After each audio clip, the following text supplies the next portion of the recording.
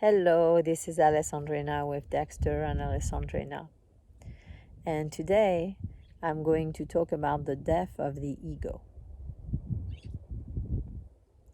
So, we don't have to judge the ego to release it, to heal it, to clear it, to dissolve it. It's not necessary for us to look at it as bad or wrong in order to change. And in our society, we learn that. We learn that essentially we use judgment to control ourselves into changing. And it makes it much more difficult to change because of the energy that you're in when you're in judgment, which is not the energy of the change that you're seeking.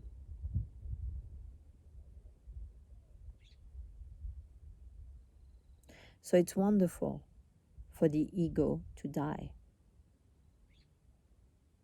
Because when the ego dies, when there is no more I and identification with I, there is no more pain, no more drama.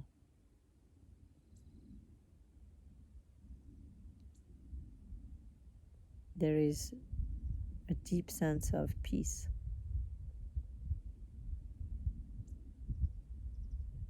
Of stillness,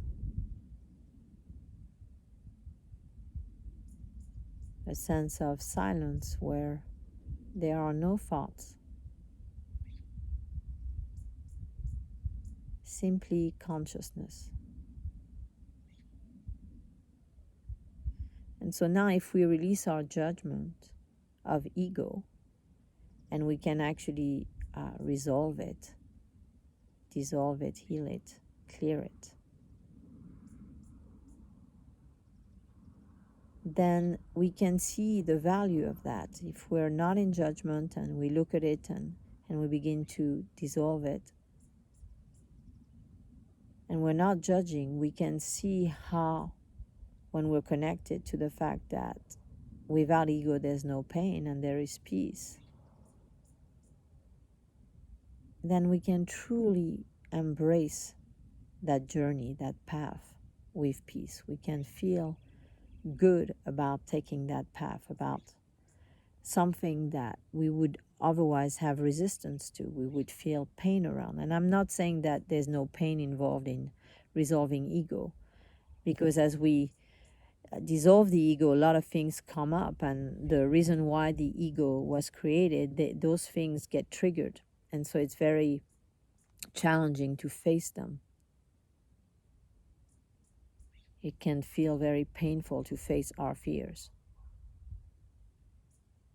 when in fact facing our fears means being free of the pain that fear causes. Fear keeps us in constant pain and suffering. And so when we release that fear and we release our ego, we can find peace. We can find joy, true joy, lasting joy.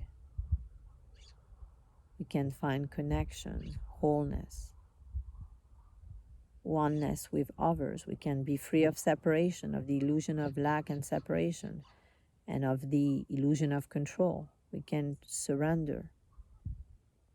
We can be present to what appears, what shows up, and be conscious.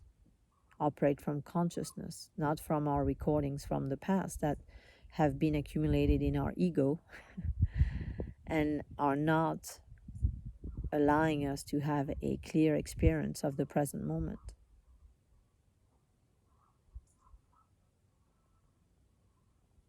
So dissolving the ego, the dissolution of the ego, is truly a wonderful process, a process that I perceive can lead to one's enlightenment, reaching enlightenment through the dissolution of the ego and the capacity now to see what is, to see the truth, to be conscious, to be enlightened, for the light to exist and for the light to see, instead of for an ego to interpret and project and create a reality that is not the reality. I hope this is helpful and that you see the value of deconstructing your ego, and for the ego to um, dissolve, to go into dissolution and death, and that death is actually the process of rebirth, of really being reborn to ourselves and being able to live in a state of freedom, in a state where we're not bound by the ego, we're not limited by the ego. Sending you lots of love.